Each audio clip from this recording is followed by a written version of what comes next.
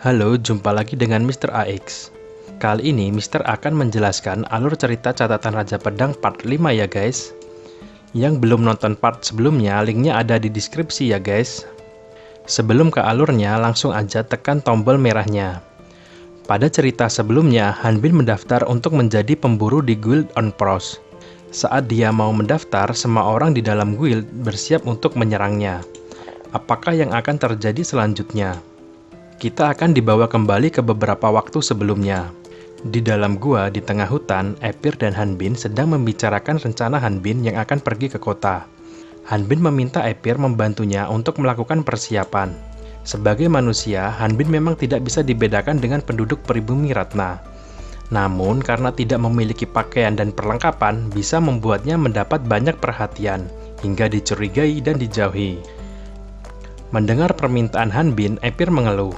Untuk apa dia membantunya jika setelah itu Hanbin tetap membunuhnya? Hanbin mengutarakan perasaannya, bahwa sebenarnya dia sudah sangat lama tidak mengobrol layak dengan seseorang atau mungkin tepatnya makhluk lain selama puluhan tahun.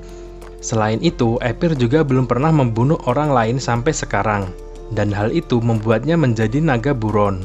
Sehingga Epir tidak akan repot-repot menemui orang lain jika ujung-ujungnya dirinya sendiri juga ikut diburu. Dan karena alasan itu, Hanbin tidak akan membunuh Epir. Epir kembali mengingat rekan-rekannya di masa lalu.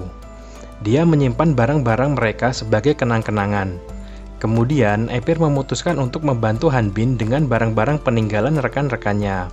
Dengan syarat, Hanbin tidak boleh menceritakan keberadaan Epir kepada orang lain. Hanbin pun berterima kasih padanya. Hanbin melepaskan celananya. Epir pun terkejut dengan apa yang dilakukan Hanbin. Epir bertanya apa yang dia lakukan. Hanbin menjawabnya dengan santai bahwa dia akan berganti pakaian dan bertanya kembali memangnya kenapa. Epir menjawab, "Kau tiba-tiba telanjang, itulah kenapa aku terkejut." Hanbin kembali membalas, "Bukannya kau juga telanjang?" "Epir, benar juga ya." Hanbin melanjutkan ganti pakaian. Karena sedikit kekecilan, dia memotong lengan bajunya. Epir kembali menjelaskan pengetahuan umum di dunia ini. Dia menjelaskan untuk tidak melepas pakaian sembarangan di tempat umum. Hanbin mendengarkannya. Kemudian ia bertanya bagaimana caranya bertemu para dewi. Para dewi jarang bertemu langsung dengan para manusia. Bahkan di antara pribumi Ratna, seseorang perlu menjadi salah satu dari 4 pahlawan atau telah melakukan pelayanan yang besar untuk bertemu dengan para dewi dan menerima berkah mereka. Bisa dikatakan itu adalah satu-satunya cara untuk menerima berkah dan bertemu dengan dewi, yaitu dengan menjadi pemburu dan membunuh monster di dungeon yang diciptakan oleh Raja Iblis Orlampus. Hanbin membenarkan penjelasan Epir, bahwa panduannya juga menyebutkan bahwa ia perlu menjadi pemburu untuk berhubungan dengan para dewi. Epir bertanya, panduan itu apa? Karena Epir tidak melihat apapun di sana. Hanbin berpikir berarti hanya dirinya yang bisa melihat panduannya. Kemudian ia menjelaskan kepada Epir, panduannya adalah sistem pembimbing yang dimiliki manusia dunia lain sepertinya. Namun panduan Hanbin rusak, jadi Hanbin tidak mengerti apa yang terjadi dan tidak bisa mempercayai panduannya. Epir kemudian bertanya, apakah Hanbin bisa memberitahunya apa yang disampaikan panduannya? Dan Hanbin mulai menceritakan detailnya. Pada akhirnya, Epir membantu mempersiapkan Hanbin untuk pergi ke kota. Kembali ke masa sekarang, tidak seperti pekerjaan lainnya, pemburu lebih memiliki kehidupan yang bebas, dan tidak mencurigakan jika seorang pemburu memiliki level yang tinggi. Itulah kenapa Hanbin harus ekstra hati-hati saat mendaftar menjadi pemburu, karena banyak orang dari dunia lain melewati proses yang sama dengannya. Epir menyarankan untuk bertingkah normal. Namun, hal itu lebih sulit dari yang dibayangkan. Hanbin sangat gugup dan tidak bisa merilekskan tubuhnya. Mbak administrasi menanyakan apakah Erik Garun berasal dari utara Kambul. Erik Garun adalah nama samaran yang digunakan Hanbin. Hanbin menjawabnya dengan gagap. Ia sempat khawatir ketahuan. Namun, Mbak admin menyambut kedatangannya di Guild on Pros. Di dalam hatinya, Hanbin bersyukur mendengarkan saran dari Epir. Seandainya saja dia mendengarkan panduannya, saat ini dia dalam masalah besar. Mbak admin bertanya apakah Hanbin ingin pindah dari guild lain ke Guild on Pros. Namun Hanbin menjawab tidak. Ia mendaftar sebagai anggota baru di Guild on Pros. Pernyataan Han Bin membuat semua orang di dalam guild bersiap menarik senjata mereka. Mbak Admin kembali memastikan bahwa Han Bin belum pernah menjadi pemburu sebelumnya. Kemudian Han Bin membenarkannya. Semua orang di dalam guild yakin bahwa Han Bin salah satu dari orang dunia lain. Han Bin merasakan niat membunuh setelah ia mengutarakan tujuannya datang ke guild. Dalam pikirannya, apakah ada kesalahan yang telah ia lakukan tanpa dia sadari? Di sini, Han Bin belum sadar jika semua orang dunia lain selalu mendaftar di guild ini ya guys. Kemudian Mbak Admin meminta Han Bin meletakkan tangannya di sebuah batu. Han Bin masih belum mengetahui fungsi batu tersebut. Apakah itu alat untuk mengetahui orang berasal dari dunia lain? Han Bin berpikir untuk bertarung. Namun, kenyataan bahwa dia belum diserang menandakan bahwa orang di sana belum yakin bahwa Han Bin berasal dari dunia lain. Mbak Admin menjelaskan bahwa batu itu akan menjelaskan kemampuan Han Bin dengan tepat, sehingga guild bisa mengetahui kemampuan dan level Han Bin yang sebenarnya. Hal tersebut sesuai dengan peraturan guild. Han Bin hanya perlu untuk meletakkan tangannya di permukaan batu tersebut. Han Bin masih khawatir bahwa batu pengukur bisa mengetahui asalnya, karena jika demikian dia tidak akan bisa bertemu dengan Dewi. Akan tetapi, menolak juga sama dengan mengungkapkan rahasianya. Pikir Han Bin menghancurkan tempat ini akan mudah dilakukan. Namun, hal tersebut akan tidak sebanding dengan usaha menyembunyikan identitasnya. Akhirnya, Han Bin pasrah dan mencoba menyentuh batu pengukur tersebut. Apakah dia akan berhasil? Astaga, Mbak Admin terkejut.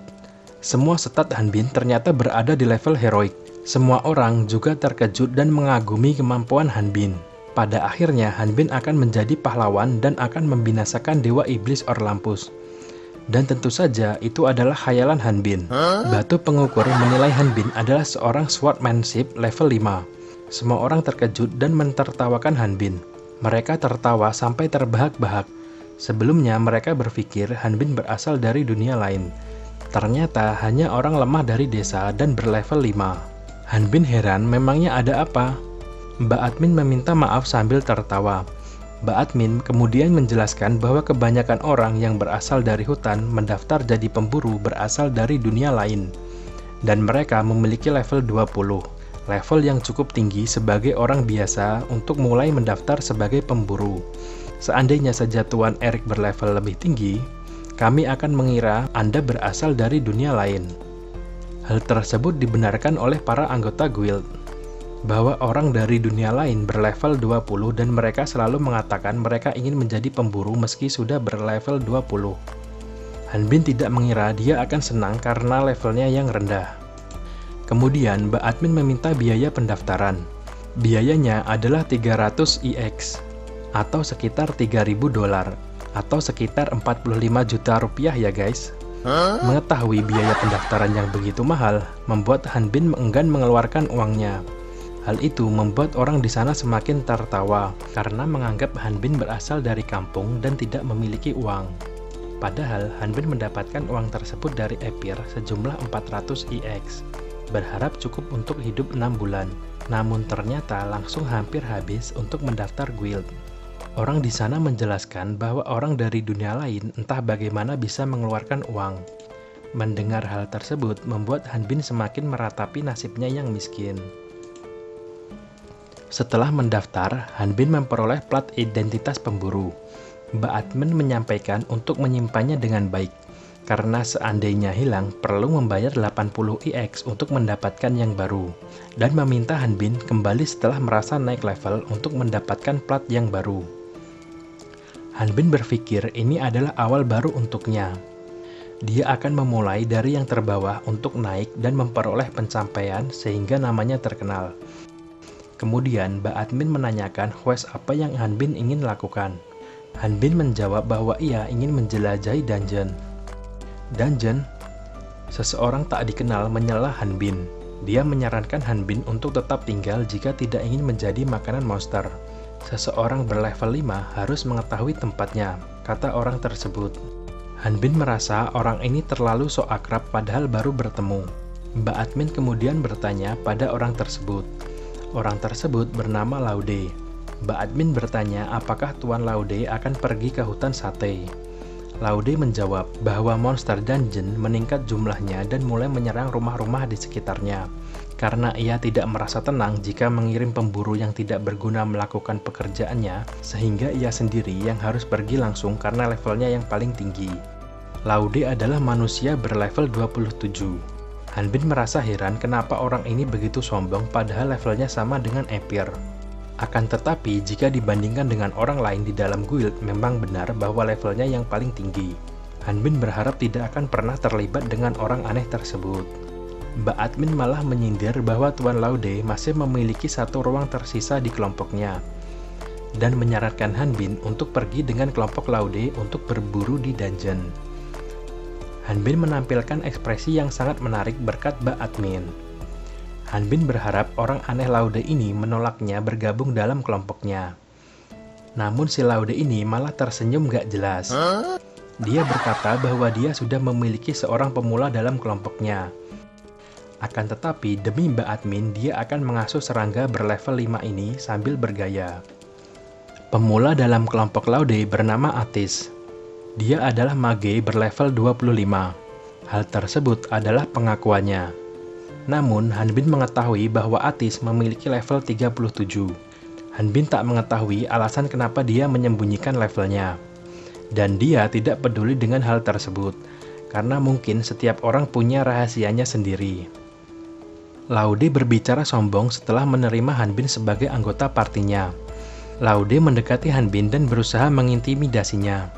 Hanbin masih berpikir untuk tidak meladeninya, karena itu bisa membuatnya mati. Namun Laude mencoba meraih pedang Hanbin sambil berkata, "Hai kau si level 5, apa kau bermimpi menjadi Raja Pedang dengan membawa mainan pedang besar seperti ini?" Laude mencoba merebut pedang Hanbin. Namun tangannya gemetar karena berat pedang Hanbin. Dia bingung kenapa level 5 bisa membawa benda seberat itu, bahkan tidak bergeming saat ditariknya. Hanbin kemudian menatap tajam si Laude. Muka Laude muncul keringat dingin. Hanbin menarik pedangnya sambil mengangkat Laude dengan satu tangan sambil berkata, "Lepaskan." Semua orang bersorak karena aksi Hanbin. Bahkan ada yang memintanya menghajar Laude yang menyebalkan. Namun di lantai 2 ada kelompok orang yang memperhatikan Hanbin sambil berkata, "Akhirnya aku menemukan dia." Lanjut ke part 6 ya guys. Apa yang akan terjadi pada Laude guys? Dan siapa orang yang berkata aku telah menemukannya? Apakah ia orang dari dunia lain juga? Nantikan kelanjutannya ya guys. Tapi tolong subscribe dulu ya, jika ada salah kata Mr. AX mohon maaf. Sampai jumpa.